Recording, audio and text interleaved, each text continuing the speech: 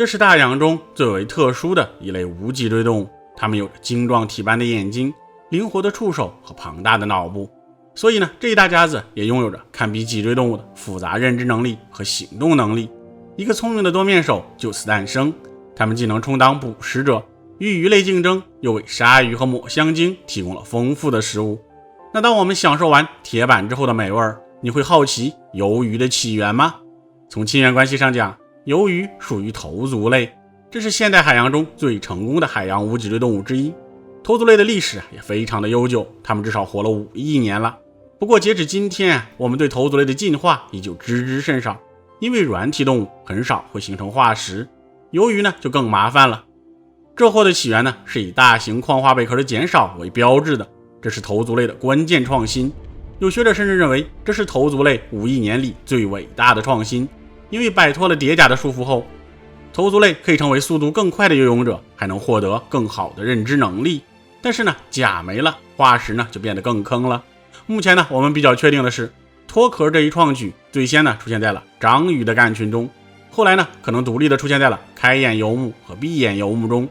鱿鱼呢很明显也受益于这一进化。很遗憾的是虽然现在的鱿鱼已经被充分研究了，但是由于软体生物很少有化石，我们对鱿鱼的起源和进化依旧是知之甚少。迄今为止报道的鱿鱼化石非常的少，几乎所有的化石都来自于中史新世，也就是4500万年前以后。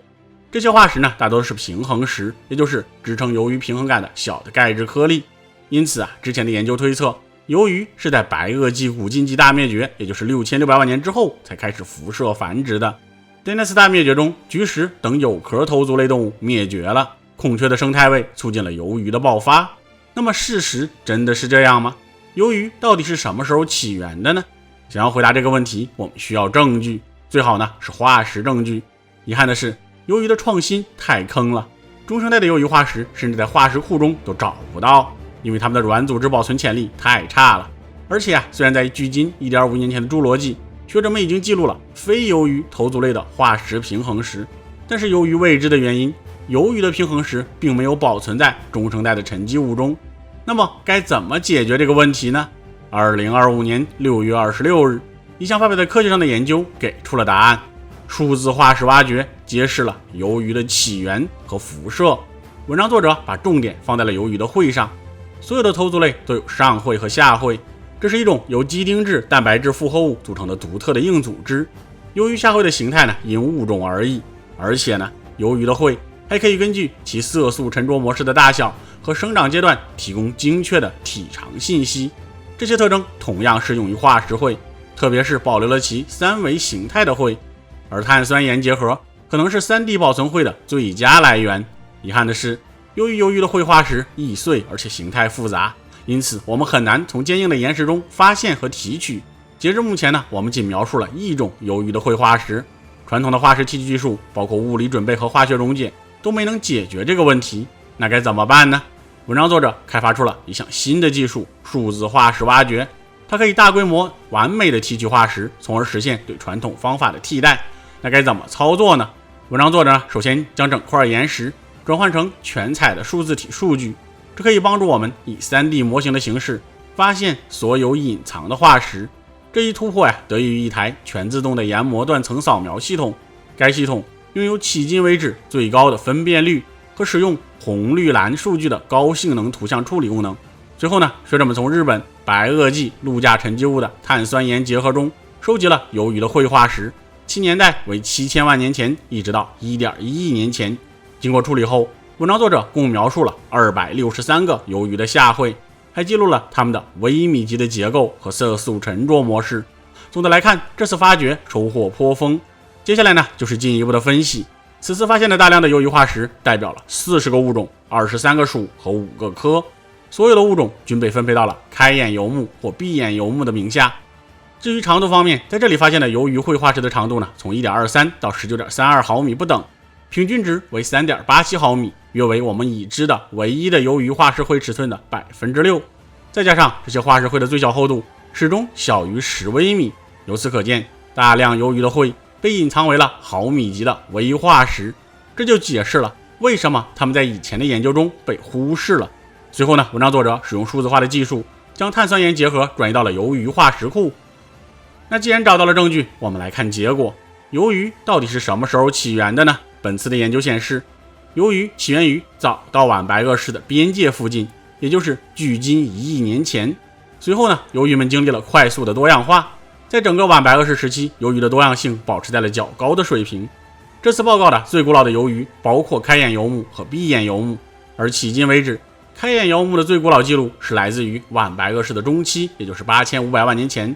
而闭眼游目中最古老的记录是来自于中始新世，也就是4500万年前。因此呢，这项研究分别将这2个目的化石记录延长了近1500万年和5500万年。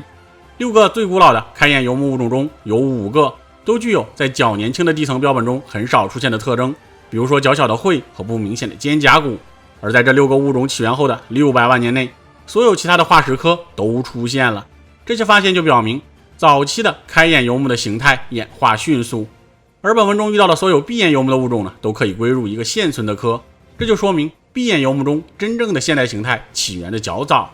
这次的发现还告诉我们，开眼游目和闭眼游目的出现是早于所有其他现存的10万的头足类的，包括现存的乌贼。除了乌贼的起源和演化外，此次的研究还发现了一个秘密，在这里发现的鱿鱼的兴起与剑石的区域性灭绝是同步的。而众多的研究已经显示，此时呢，剑石的灭绝发生在许多大洋区域，比如说特提斯海洋和北太平洋。这些相反的趋势就表明，头足类从后壳到软体形态的转变并非白垩纪古近纪大灭绝的结果。至少呢，在北太平洋，这是白垩纪最大的海洋，鱿鱼战胜了有壳的软体动物，并在这次灭绝中幸存了下来。接下来呢，让我们把目光看得更远一些，好好的体验一把白垩纪的鱿鱼海洋。相关数据显示，晚白垩世鱿鱼的丰度超过了同时出现的菊石和硬骨鱼。因为碳酸盐结合是在几周内形成的，所以即使依据可能迅速分解的脆弱的喙化石，也可以检查动物区系的组成。喙的化学组成不太可能产生强烈的埋藏学偏差，这就可以对有壳和无壳的头足类进行可靠的种群分析。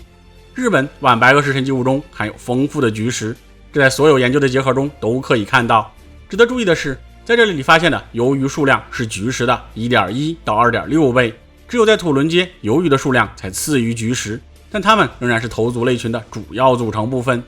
学者们还在同一结合中获得了161块离体的硬骨鱼的椎骨。这些数据表明，鱿鱼比硬骨鱼更为常见，因为后者的个体每只呢拥有超过了16块的椎骨，鱼椎骨呢比喙会更厚，结构呢也更坚固，因此可以预计硬骨鱼的化石形成率会更高。菊石呢被认为是中生代极为成功的头足类动物，但硬骨鱼很可能是白垩纪鱿鱼的主要竞争对手。接下来呢，我们来看尺寸。根据来自相同结合的材料，我们可以对鱿鱼和菊石的尺寸进行比较。结果显示，许多鱿鱼比菊石要更大一些，它们甚至与一些大型的硬骨鱼的大小是相同的。鱿鱼有长臂、头部和外套膜，喙相对于整个身体来说是很小的。这一点呢，从现存的鱿鱼中就可以看出来。在现代海洋中，即使是全身长度超过100毫米的鱿鱼，它的喙也只有2到4毫米长。而在化石材料中观察到的喙大小表明，开眼游目的平均外套膜尺寸为 70.33 到 90.99 毫米，闭眼游目的平均外套膜尺寸为 50.29 到 157.92 毫米。这些尺寸与典型的现代鱿鱼它们的尺寸是相似的。此外呢，从研究剖面中还可以发现大型菊石，但从数量上来看，它们只占据了很小的一部分。在所有检查的结合中，遇到的1000多个菊石壳中，只有18个大于50毫米。这个结果就表明，鱿鱼比菊石要大，因为后者的外套膜是位于壳内的。根据脊椎骨的大小估计，此地硬骨鱼的平均长度为 122.06 到 238.93 毫米。考虑到对鱿鱼尺寸的估计是不包括其头部长度和长臂的，白垩纪的鱿鱼可能与硬骨鱼一样大。估计的体型以及其相对分布还表明，晚白垩世的鱿鱼比任何其他共存的游泳生物提供了更大的生物量，这是名副其实的鱿鱼海洋。总的来看，鱿鱼的起源对海洋生态系统的演化产生了至关重要的影响。目前的海洋食物网以聪明快速的游泳者为特征，主要呢是由硬骨鱼、海洋哺乳动物和鱿鱼组成。而硬骨鱼和海洋哺乳动物的辐射是发生在白垩纪古近纪大灭绝之后，但此次的研究表明，鱿鱼比这些海洋脊椎动物早繁荣了近3000多万年。作为聪明快速游泳者的先驱，很可能就是鱿鱼们塑造了现代类型的生态系统。